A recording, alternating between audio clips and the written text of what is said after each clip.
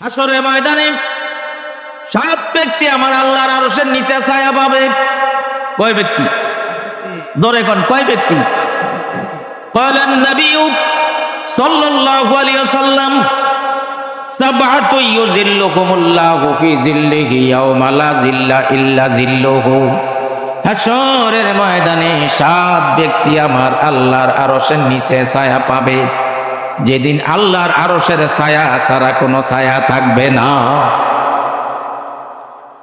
হাদিসটা সহিহ, বুখারী শরীফের 91 পৃষ্ঠায় 3য় পানায়। হাদিসের রাবী হচ্ছেন হযরত আবু হুরায়রা রাদিয়াল্লাহু তাআলা আনহু। আমার নবী বলেন, সাত ব্যক্তি আমার আল্লাহর আরশের নিচে ছায়া পাবে, যেদিন আল্লাহর আরশের ছায়া ছাড়া কোনো ছায়া থাকবে না। আপনারা এখানে যারা আসছেন, আপনারা কি হাসরের ময়দানে আল্লাহর আরশের নিচে ছায়া পাইতে চান? জোরে কোন চান? কারা কারা চান একটু হাতগুলো দেখি। জোরে একটা তাকবীর দিবেন। নারায়ে তাকবীর, নারায়ে তাকবীর। আল কোরআনের আলো, আল হাদিসের আলো, আল্লাহ পাক কবুল করুক। জোরে বলেন আমিন। আমার ভাইয়েরা, এক নাম্বার যিনি হাসরের ময়দানে আমার আল্লাহর আরশের নিচে ছায়া পাবেন, আল ইমামুল আদিল, ন্যায় বিচারক নেতা, ন্যায় বিচারক শাসক, ন্যায় বিচারক বাদশাহ। হোক না সে একটা ইউনিয়ন পরিষদের ওয়ার্ডের মেম্বার, হোক না সে একটা ইউনিয়ন পরিষদের চেয়ারম্যান, হোক না সে একটা উপজেলার চেয়ারম্যান, উপজেলার ভাইস চেয়ারম্যান, হোক না সে একটা বিচারক, আদালতের বিচারক, হোক না সে একটা হাইকোর্টের বিচারপতি, সুপ্রিম কোর্টের বিচারপতি। মানুষকে পরিচালনা করার জন্য যেই ব্যক্তি ন্যায় বিচার করবে,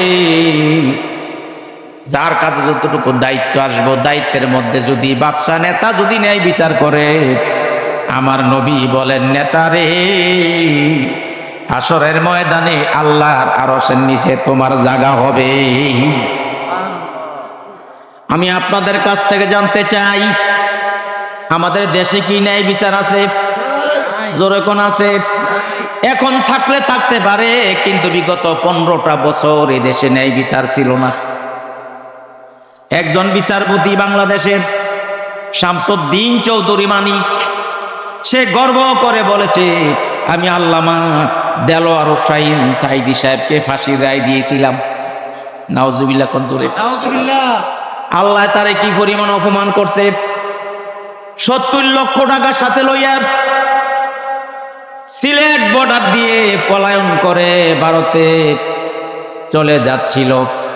ভারতের জঙ্গলের মধ্যে বিএসএফ এর হাতে ধরা পড়েছে। 70 লক্ষ টাকা নিয়ে গেছে, যাওয়ার জন্য পারমিশন পায় না, কারণ পাসপোর্ট তো ভিসা লাগবো, পাসপোর্টও নাই, ভিসাও নাই। শেষ পর্যন্ত দেখলাম বাংলাদেশের একজন বিচারপতি কলা পাতা বিছাইয়া শুয়ে রয়েছে। ঠিক না বেটি? আল্লাহ কি পরিমাণ বেয়াদবি করছে, অপমান করছে। তারে অ্যারেস্ট করে জেলখানায় নিছে। জেলখানার ভাই কয়েদিরা, জেলখানার মধ্যে কয়েদি আছে না, হ্যাঁ, তারা কই নাইয়া। যেই বিচারক ঘুষ খাইয়া বিচারের রায় দিল, বালা মানুষটিরে ফাঁসি দিল আর খারাপ মানুষটিরে ছাইড়া দিল, এই বিচারকের বিচার একদিন আল্লাহর আদালতে আছে না নাই? বিচারপতি তোমার বিচার হবে হাসরে, বিচারপতি তোমার বিচার হবে হাসরে। এই দুনিয়ায় পার পেলেও পার পাবে না কবরে, এই দুনিয়ায় পার পেলেও পার পাবে না কবরে। বিচারপতি তোমার বিচার হবে হাসরে, বিচারপতি তোমার বিচার হবে হাসরে। বড় বড় ডিগ্রি লইয়া হইছ বিচারপতি, সত্য সঠিক রায় কাঁদিবা, এটাই ছিল নীতি রে ভাই, এটাই ছিল নীতি। নীতিহারা হইয়া তুমি, নীতিহারা হইয়া তুমি রায়টা দিলা কেমনে? খারাপ মানুষ সারা পেলে ভালো মানুষ থাকে জেলে, খারাপ মানুষ সারা পেলে ভালো মানুষ থাকে জেলে। ঠিক কিনা বেঠি? নারায়ে তাকবীর। আমার ভাইয়েরা, ন্যায় বিচারক শাসকের কাজ হচ্ছে চারটা। কয়টা? জোরে কোন কয়টা? আল্লাহ পাক সূরা আল হজ 41 নম্বর আয়াতের মধ্যে বলছেন, আল্লাযীনা ইম্মাক্কান্নাহুম ফিল আরদি আকামুস সালাতা ওয়া আতাউজ যাকাতা ওয়া আমারু বিল মা'রুফি ওয়া নাহাউ আনিল মুনকার ওয়ালিল্লাহি আকিবাতুল উমুর।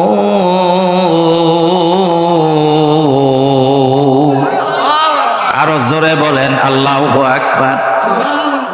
আল্লাহ পাক রব্বুল আলামিন বলেন, আমি যদি তাদেরকে ক্ষমতা দান করি, নেতা বানাই, বাদশা বানাই, চেয়ারম্যান বানাই, মেম্বার বানাই, এমপি বানাই, মন্ত্রী বানাই, বিচারপতি বানাই, ক্ষমতা যদি দেই, তারা 60টা কাজ করবে। জোরে কোন কয়টা কাজ?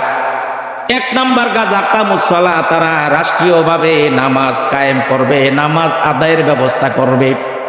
আজকে রাষ্ট্রীয়ভাবে নামাজ না থাকার কারণে আমার ভাইয়েরা আজকে বাংলাদেশের হাজার হাজার টাকা বিদেশে পাচার করে আমেরিকাতে বাড়ি করছে, লন্ডনে বাড়ি করছে, কানাডায় বাড়ি করছে, সিঙ্গাপুরে বাড়ি করছে, মালয়েশিয়া বাড়ি করছে। শুধু একমাত্র ভূমি মন্ত্রী আমেরিকার জমিনে তার একা একজন মন্ত্রীর 360টা বাড়ি। কয়টা? কি পরিমাণ টাকা চুরি করছে, কি পরিমাণ টাকা পাচার করছে, একটু চিন্তা করে দেখছেন ভাই? নামাজ যদি রাষ্ট্রীয়ভাবে কায়েম হয়ে যেত, রাষ্ট্রীয়ভাবে যদি এমপি মন্ত্রীরা যদি নামাজি হয়ে যেত, তাহলে তাদের চরিত্র ভালো হয়ে যেত। তারা কোনোদিন দেশের টাকা চুরি করে বিদেশে পাচার করত না। কারণ আসল রোগের মহা ঔষধ হচ্ছে চরিত্র ভালো হওয়ার একমাত্র ওষুধ হচ্ছে নামাজ। শুধুমাত্র নামাজ, কেবলমাত্র নামাজ। ঠিক না বেঠিক? আল্লাহ পাক রব্বুল আলামিন কোরআন শরীফের মধ্যে বলেন, ইন্নাস সালাতা তানহা আনিল ফাহশাই ওয়াল মুনকার, নিশ্চয় নামাজ মানুষকে যাবতীয় ফাহিশা খারাপ কাজ থেকে বিরত রাখে। নামাজি বান্দা চুরি করতে পারে না, নামাজি বান্দা ঘুষ খাইতে পারে না, নামাজি বান্দা পরের হক নষ্ট করতে পারে না, নামাজি বান্দা চুরি ডাকাতি করতে পারে না, নামাজি বান্দা সুদ খাইতে পারে না, নামাজি বান্দা ঘুষ খাইতে পারে না, নামাজি বান্দা গাঁজা মদ হেরোইন ইয়াবা সেবন করতে পারে না। কারণ নামাজি বান্দার চরিত্র ফুলের চেয়ে পবিত্র। ঠিক কিনা বেঠি? ছেলেরা হুজুর মাইকিং করে নির্বাচন আইলে কয় অমুক ভাইয়ের চরিত্র ফুলের মতো পবিত্র, আসলে নামাজ পড়ে না একক। ঠিক না বেঠি? আচ্ছা, নামাজ না পড়লে তার চরিত্র ভালো হইব? যেরকম ভালো হইব। আজকে যদি নামাজ রাষ্ট্রীয়ভাবে কায়েম হয়ে যেত, সৌদি আরবে একটা আইন ছিল, এক ওয়াক্ত নামাজ কাজা করলে 3 দিনের জেল। কয় দিনের জেল? 3টা বেত্রাঘাত। আমাদের বাংলাদেশে যদি এরকম একটা আইন সংসদে পাশ হইতো যে বাংলাদেশে আজ থেকে নামাজকে বাধ্যতামূলক করা হলো, যদি কোনো ব্যক্তি এক ওয়াক্ত নামাজ কাজা করবে 3 দিনের জেল, 10টা বেত্রাঘাত। এরপরে দেখলেন হইলে আজান দিলে মসজিদ দোতলা নাইরা 3 তলা 4 তলা কইরা তো মিয়া মানুষ জাগাইল নই। ঠিক কিনা বেঠি? আজকে রাষ্ট্রীয়ভাবে দুঃখ নামাজ প্রতিষ্ঠা নাই। আজকে এমপি নামাজ পড়ে না, মন্ত্রী নামাজ পড়ে না, সচিব নামাজ পড়ে না, সেনা কর্মকর্তারা নামাজ পড়ে না, পুলিশ বাহিনী নামাজ পড়ে না। আমার ভাইয়েরা আনসার বিডিবি বিজিবি নামাজ পড়ে না, বিমান বাহিনী নামাজ পড়ে না, নৌবাহিনী নামাজ পড়ে না। তবে কিছু কিছু লোক পড়ে, সবে আবার নামাজ পড়ে না। কিছু কিছু লোক নামাজ পড়ে, বেশিরভাগ বেনামাজ। ঠিক না বেঠিক? আমার ভাইয়েরা, নামাজ পড়তে হবে। নামাজ না পড়লে জাহান্নাম থেকে আপনি বাঁচতে পারবেন না। কারণ জাহান্নামে যারা যাবে তাদেরকে জান্নাতীরা দেখে দেখে প্রশ্ন করবে, মা সালাকাকুম ফি সাকার, এ জাহান্নামীরা, কিসে তোমাদেরকে জাহান্নামে নিক্ষেপ করলো? কেন তোমরা জাহান্নামে আসলা? জাহান্নামীরা 1 নাম্বার কারণ বলবে, ক্বালু লাম নাকু মিনাল মুসাল্লিন, আমরা নামাজীদের দলে ছিলাম না, এই জন্য জাহান্নামে আসলাম। নামাজীদের দলে, জোরে কর, নামাজীদের দলে। তাহলে বুঝবেন যেই দলের নেতা নামাজি, যেই দলের কর্মী নামাজি, আমি সেই দলের মধ্যে আছি। যেই দলের নেতা বেনামাজি, যেই দলের কর্মী বেনামাজি, এই দলের মধ্যে আমি নাই। ঠিক কিনা বা ঠিক? আমার ভাইয়েরা, যিনি নেতা হবে সমাজের মধ্যে 4টা কাজ করবে। কয়টা কাজ? 1 নম্বরে নামাজ কায়েমের ব্যবস্থা করবে, 2 নাম্বার যাকাত আদায়ের ব্যবস্থা করবে। যদি সমাজের ধনী মানুষেরা যদি যাকাত দেয়, আমাদের দেশে কোনোদিন আর গরিব থাকবে না, গরিব থাকবে না। আমার ভাইয়েরা, রইসুল মুহাদ্দিসিন, রইসুল মুফাসসিরিন হযরত আব্দুল্লাহ ইবনে আব্বাস রাদিয়াল্লাহু আনহু পৃথিবীর মধ্যে বিশ্ববিখ্যাত 2 জন মুফাসসির, একজন মুফাসসির ছিলেন আর একজন মুহাদ্দিস ছিলেন। একজন মুফাসসির নবীজির আপন চাচাতো ভাই আব্দুল্লাহ ইবনে আব্বাস, রইসুল মুফাসসিরিন বলা হয়, সারা বিশ্বের শ্রেষ্ঠ মুফাসসির। সুবহানাল্লাহ, সুবহানাল্লাহ। এই সমান কেউ বুঝতে পারছে না, কিয়ামত পর্যন্ত পারবো না। আরেকজন হচ্ছে রইসুল মুহাদ্দিসিন হযরত আব্দুল্লাহ ইবনে মাসউদ রাদিয়াল্লাহু আনহু, পৃথিবীর শ্রেষ্ঠ মুহাদ্দিস। জোরে কোন সুবহানাল্লাহ। আব্দুল্লাহ ইবনে আব্বাস রাদিয়াল্লাহু আনহু বলেন, 3টি আয়াত এমন ভাবে নাজিল হয়েছে, অর্ধেক মানছেন আর অর্ধেকটা মানেন না। আপনার মানা আল্লাহর দরবারে কবুল হবে না, আপনার ইবাদত আমল আল্লাহর দরবারে কবুল হবে না। 1 নম্বর হচ্ছে আতিউল্লাহ ওয়া আতিউর রাসূলা। আমার আল্লাহ বলেন আল্লাহর আনুগত্য করো, রাসূলের আনুগত্য করো। আল্লাহকে মানো, নবীকে মানো, কিন্তু আল্লাহকে মানছেন, নবীকে মানেন না, আপনার ইবাদত আল্লাহর দরবারে কবুল হবে না। আজকে আমাদের বাংলাদেশে একদল আহলে কোরআন বের হয়েছে, আহলে কোরআন। আমি বলি তারা আহলে কোরআন না, আহলে খবিস। তারা কোরআন মানে হাদিস মানে না। আচ্ছা বলেন তো, কোরআন যদি না মানে হাদিস, কোরআন মানলে হাদিস না মানলে এটা কি মানে হইল? আল্লাহরে মানছে, নবীরে মানছে না। হাদিসও মানতে হবে, কোরআনও মানতে হবে, কারণ হাদিসটা হচ্ছে, হাদিস শরীফ হচ্ছে কোরআনের ব্যাখ্যা। সুবহানাল্লাহ। এই যে আমরা নামাজ পড়ি, 5 ওয়াক্ত নামাজ, ফজরের নামাজ 2 রাকাত ফরজ, যোহরের নামাজ 4 রাকাত ফরজ, আসরের নামাজ 4 রাকাত ফরজ, মাগরিবের নামাজ 3 রাকাত ফরজ, এশার নামাজ 4 রাকাত ফরজ। কোন কোরআন শরীফের মধ্যে নাই, আসেনি?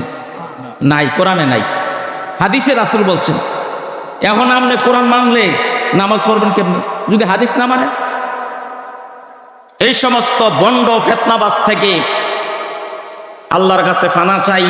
যারা কোরআন মানে হাদিস মানে না, যারা হলে কোরআন দাবি করে, কোরআন মানে না হাদিস মানে, কোরআন মানে হাদিস মানে না, আমার ভাইয়েরা, বর্তমান সরকারের কাছে জোর দাবি জানাচ্ছি, তাদেরকে দরে দরে উপযুক্ত শাস্তি এবং জরিমানা ভোগ করতে হবে। কথা বলেন ঠিক না বেঠিক? এই বাংলাদেশে থাকতে হলে কোরআনও মানতে হবে, হাদিসও মানতে হবে। কোরআন মানলে হাদিস মানলা না, জনগণ তোমাদেরকে ক্ষমা করবে না। কথা বলেন ঠিক না বেঠিক? তো আল্লাহকে মানছেন, নবীকে মানছেন না। আতিউল্লাহ ওয়া আতিউর রাসূলা, আল্লাহর আনুগত্য করো, রাসূলের আনুগত্য করো। কিন্তু আল্লাহর আনুগত্য করছেন, রাসূলের আনুগত্য করছেন না, আল্লাহকে মানা কবুল হবে না। 1 নম্বর। 2 নম্বর হচ্ছে আকিমুস সালাতা ওয়া আতুজ যাকাতা, নামাজ কায়েম করো, যাকাত আদায় করো। কিন্তু নামাজ পড়ছেন, যাকাত দিচ্ছেন না। আল্লাহ রাসূল কয়, হাদিসের মধ্যে আসছে, আব্দুল্লাহ ইবনে আব্বাস রাদিয়াল্লাহু আনহু বলেন, তোমার নামাজ আল্লাহর দরবারে কবুল হবে না, কারণ তুমি নামাজ পড়ছো, যাকাত দিছো না। একটা মানছো আর একটা মানছো না। মানলে পুরোপুরি মানতে হবে, আংশিক মানার কোনো সুযোগ নাই। আজকে আমাদের দেশে একদল মানুষ নামাজ পড়ে যাকাত দেয় না। আবু বকর সিদ্দিক রাদিয়াল্লাহু আনহু ক্ষমতা পাইয়া তিনি ঘোষণা দিয়েছিল, যেই ব্যক্তি নামাজ পড়বে যাকাত দিবে না, আমি তাদের বিরুদ্ধে জিহাদ করার ঘোষণা দিলাম। 3 নাম্বার আনিশ কুরলি অলি দায়ী, আল্লাহর প্রতি কৃতজ্ঞতা প্রকাশ করো, পিতামাতার প্রতি কৃতজ্ঞতা প্রকাশ করো। কিন্তু আল্লাহর প্রতি আপনি কৃতজ্ঞতা স্বীকার করলেন, আল্লাহর অবদান স্বীকার করছেন, কিন্তু মা বাবার অবদান স্বীকার করছেন না, মানছেন না, আপনার ইবাদত আল্লাহর দরবারে কবুল হবে না। আমার ভাইয়েরা, নেতার 4টা কাজ, নামাজ কায়েম করতে হবে, যাকাত আদায়ের ব্যবস্থা করতে হবে, সৎ কাজের আদেশ দিতে হবে, অসৎ কাজে নিষেধ করতে হবে। ওই নেতা হাসরের ময়দানে আমার আল্লাহর আরশের নিচে ছায়া পাবে। 1 নম্বর। 2 নম্বর, ওয়াশাবুন নাশাআ ফি ইবাদাতি রাব্বিহি, বুখারীর ইবারত, ওই যুবক, যেই যুবক আমার আল্লাহর ইবাদত করতে করতে যৌবনকাল অতিক্রম করে দিয়েছে। এর যুবক, যৌবনকালে ওই যুবক চুরি করে না, ডাকাতি করে না, গাঁজা খায় না, মদ খায় না, হেরোইন খায় না, ইয়াবা সেবন করে না। ওই যুবক আল্লাহর ইবাদত করতে করতে করতে করতে জীবনটা অতিক্রম করে দিছে, যৌবনকাল পার করে দিয়েছে। আমার নবী কয়, যুবক রে, হাসরের ময়দানে আল্লাহর আরশের নিচে তোমার জায়গা হবে। মদ হালাল না হারাম? জোরে কোন হালাল না হারাম? মদখোরের সংখ্যা বাংলাদেশে বাড়ছে না কমছে? জোরে কয়েন, বাড়ছে না কমছে? আজকে প্রত্যেক গ্রামে গ্রামে গাঁজা মদ ঢুকে গেছে। প্রতি গ্রামে গ্রামে গাঁজা খোর, মদ খোর, ইয়াবা খোর, বাবা খোর। ঠিক আছে না নাই? আপনারা বলেন তো, মদ হালাল না হারাম? জোরে কোন হালাল না হারাম? যারা মদ খায় তাদের মাথা ঠিক থাকে না বেঠিক হইয়া যায়? আল্লাহ রাসূল বলছেন, আল খামরু জাম্মাউল ইসমি, মদ হচ্ছে সমস্ত গুনার উৎস। মদ খাইয়া মানুষ মাতাল হইয়া যায়, মদ খাইয়া সন্ত্রাসী করে, মদ খাইয়া জিনা ব্যভিচার করে, মদ খাইয়া সমাজের মধ্যে বিশৃঙ্খলা সৃষ্টি করে, মদ খাইয়া মাথা ঠিক থাকে না, বাসার মধ্যে গিয়া বউরে কয় মা, মারে কয় বউ। একতে মদ খোর, মদ খাইয়া বাসা গিয়া কয় মা, বউ কই? কয় বউ নাই। কয় তুমি এই বউ? নাউজুবিল্লাহ, নাউজুবিল্লাহ। একটা কথা মনে হয়েছে, কইলে নিও। ঢাকার শহরে দুই মদখোর মদ খাইয়া বাড়ির দিকে রওনা দিছে। তো এমন খাওয়া খাইছে, ফেন্সিডিল, এতটুক সাইজের ফেন্সিডিল। বলে, হুজুর আপনি কেমনে দেখলেন? আমি যখন ভারতে ওয়াজ করতে গেলাম, গত বছর 6টা মাহফিল ভারতে করেছি, দেখি রাস্তার পাশে পাশে এদিকে লাইলের আশেপাশে মদের বোতল, ছোট ছোট মদের বোতল। আমি কি এই বোতল করতে আইলো? হুজুর এটা আপনি চিনেন না, এটি ফেন্সিডিলের বোতল, ফেন্সিডিলের বোতল খাইয়া এদিকে লাইলে ফালাই দিয়ে গেছে। তো এক একজনে মদখোর, মদ খাইয়া এক একজনের 3-4 বোতল কইরা খাইছে, পুরা মাতাল হয়ে গেছে। রাস্তার পাশে দিয়ে যাচ্ছে, রাস্তার পাশে 10 তলা 20 তলা বিল্ডিং। এক বন্ধু আরেক বন্ধুরে কয়, কিরে বন্ধু, 10 তলা বিল্ডিংটা দি রাস্তার মাঝখানাইয়া পড়ছে, মানুষে আটবো কেমনে রে? কেমনে মানুষে আটবে? লস না ঠেললে একটু সাইডও নেই। দেখছিনি কারবার? 10 তলা বিল্ডিং বলে রাস্তার মাঝখানাইয়া পড়ছে, মানুষে আটবো কেমনে? লস না একটু ঠেলা সাইডও নেই। কই তো ঠেল। আসিল গরমকাল, জামা কাপড় দি খুইলা রাস্তার মাঝখানে ইরা দুই বন্ধু 10 তলা বিল্ডিং ঠেলতে আছে। আপনারা বলেন তো ভাই, 10 তলা বিল্ডিংটা যদি 10,000 লোক একত্রিত হইয়া ঠেলে, 1 ইঞ্চি লাতো পারবো নিও। এরা বিল্ডিং ঠেলা লয়ে যেতে গেছে। চোরা বেড়া রাস্তা দিয়ে রওনা দিছে। চোরায় দেখে রাস্তার মধ্যে মাঝখানে নতুন জামা কাপড় পইরা রইছে, আর তারা বিল্ডিং ঠেলার মধ্যে লিপ্ত আছে। চোরা বেড়ায় জামা কাপড় লইয়া গেছে গা বাইগা। কিছুক্ষণ পর এক মদখোর আরেক মদখোর রে কয়, আর ঠেলিস না, বহু দূরে বিল্ডিংটা ঠেলা লই আইছি। ও কেমনে বুঝলি? ও দেখোস না বেড়া, জামা কাপড়টি দেয়া যায় না। দেখছিনি কিরম মাথা নষ্ট হইছে। মদে গাজা হেরোইন খাওয়া রব্বার যাদের, মদে গাজা হেরোইন খাওয়া রব্বার যাদের, দুজখিদের রক্ত পোজে পান করাবে তাদের, দুজখিদের রক্ত পোজে পান করাবে তাদের। এরে যুবক, যৌবনকালে চুরি করো না, ডাকাতি করো না, সুদ খাও না, ঘুষ খাও না, জিনা ব্যভিচার করো না যুবক, টেলিভিশন চাও না, সিনেমা চাও না, পরের হক নষ্ট করো না, সাদাবাজি করো না যুবক। আল্লাহর ইবাদত করতে করতে তুমি তোমার যৌবনকাল অতিক্রম করে দিয়েছ, যৌবনকালটা পার করে দিয়েছ। আমার নবী বলেন, যুবক রে, হাসরের ময়দানে আল্লাহর আরশের নিচে তোমার জায়গা হবে। দরজুয়ানি তওবা কাদ্দান শিওয়ায়ে পয়গাম্বরি, দরজুয়ানি তওবা কাদ্দান শিওয়ায়ে পয়গাম্বরি, ওয়াক্তে ফিরি গুরগে জালেম মিশুয়াত ফরহেজগারি। যৌবনকালে তওবা করে আল্লাহ রাস্তা ফিরে আসা নবীগণের স্বভাবের মতো। জোরে কোন সুবহানাল্লাহ। কারণ নবীগণ যৌবনকালে গুনাহ করে না, নবীদের কোনো গুনাহ ছিল না, বেগুনাহ মাসুম। নবীরা যৌবনকালেও কোনো গুনাহ করে না। আমার ভাইয়েরা, যুবকরে, তুমি যদি যৌবনকালে গুনাহ না করে বাঁচতে পারো, তাহলে তোমাদের স্বভাবটা নবীগণের স্বভাবের মতো দামি হয়ে যাবে। তাহলে 2 নম্বর ওই ব্যক্তি হাসরের ময়দানে আল্লাহর আরশের নিচে ছায়া পাবে। 3 নাম্বার, ওয়ারাজুলুন কালবুহু মুআল্লাকুন ফিল মাসাজিদ, মসজিদের সাথে যার অন্তরটা বাঁধা, আজান দিছে,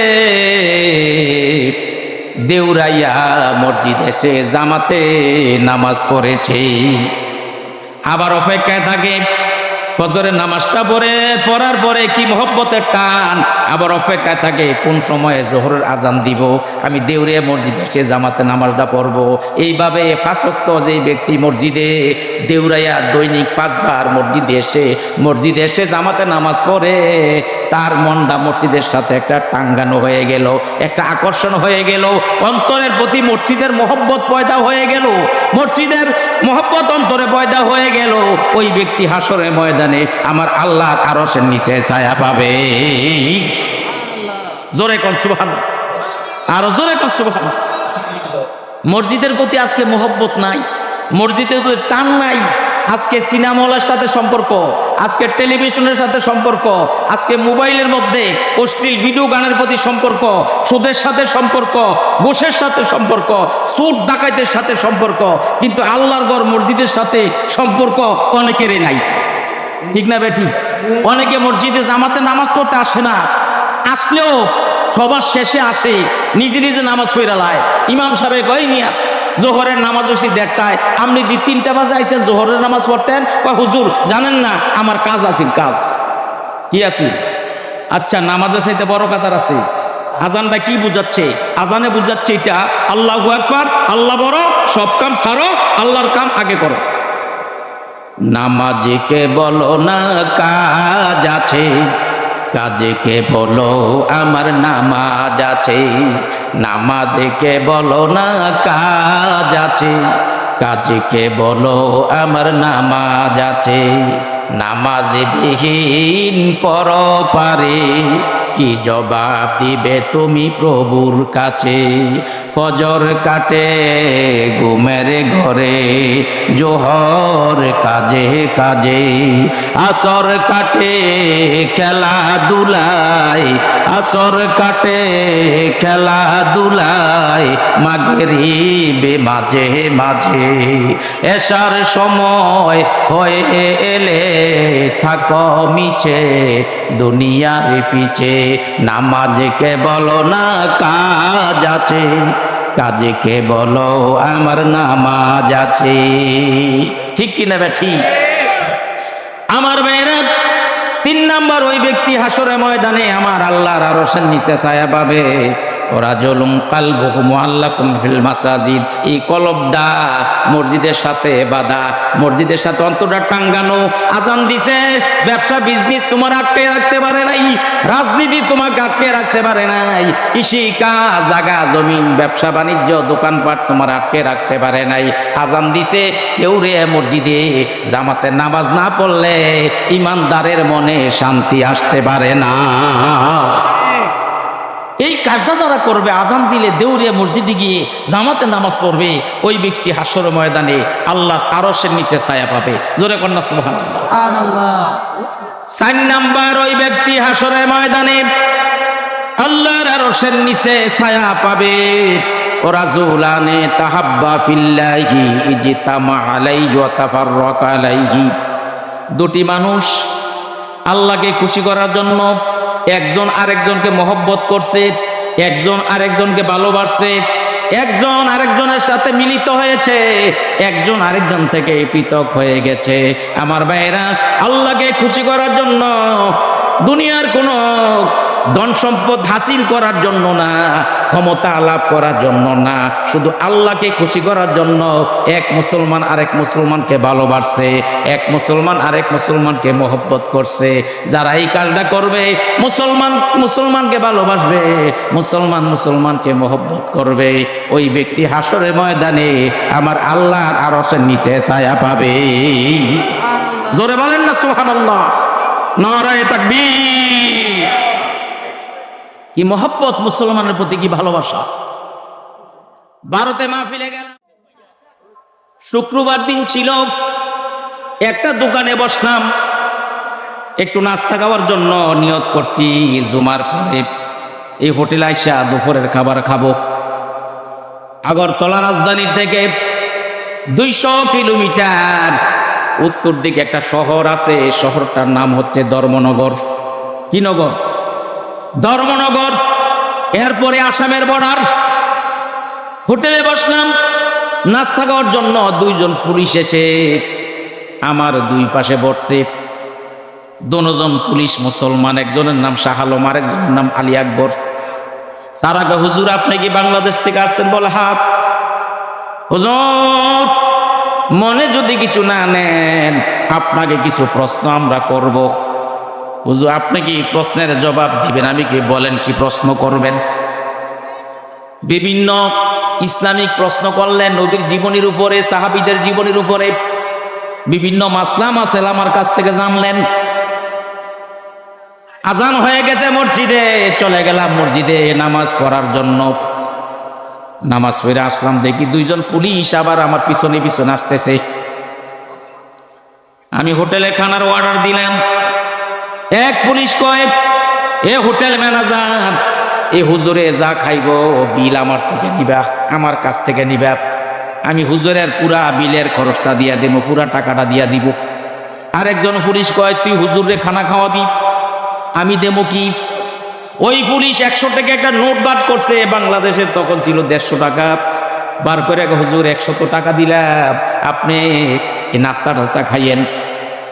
আমি চিন্তা করে গেলাম, ভারতের পুলিশ আমারে একজনে হোটেলে খাবার খাওয়ায়, আর একজনে নাস্তার পয়সা দেয়, আর বাংলাদেশের পুলিশ আমাদেরকে দৌড়াইতে দৌড়াইতে দৌড়াইতে দৌড়াইতে বিগত 15 বছর বাড়িঘর সারা করছে। ঠিক না বে ঠিক? রিমান্ডে নিয়ে মাইরের পরে মাইর, মাইরের পরে মাইর।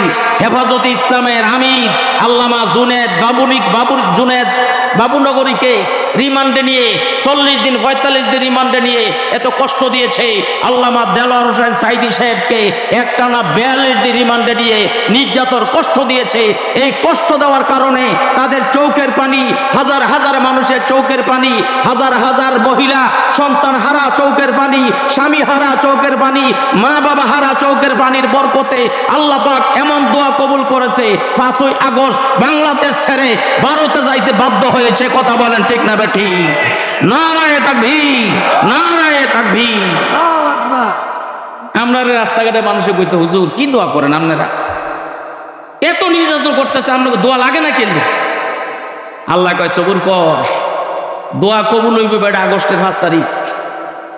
আল্লাহ আগস্টের 5 তারিখ কবুল করছে। এমন যাওয়া গেছে, দুপুরের খাওয়াটাও খাইয়া যাইতে পারছে না। আল্লাহ কয় তোমার জন্য বাংলাদেশে একটা গ্যারেজ পানি খাওয়া হারাম, যা খাইবা দিল্লি গিয়ে খাইবা, বাংলাদেশে খাওয়া যাবে না।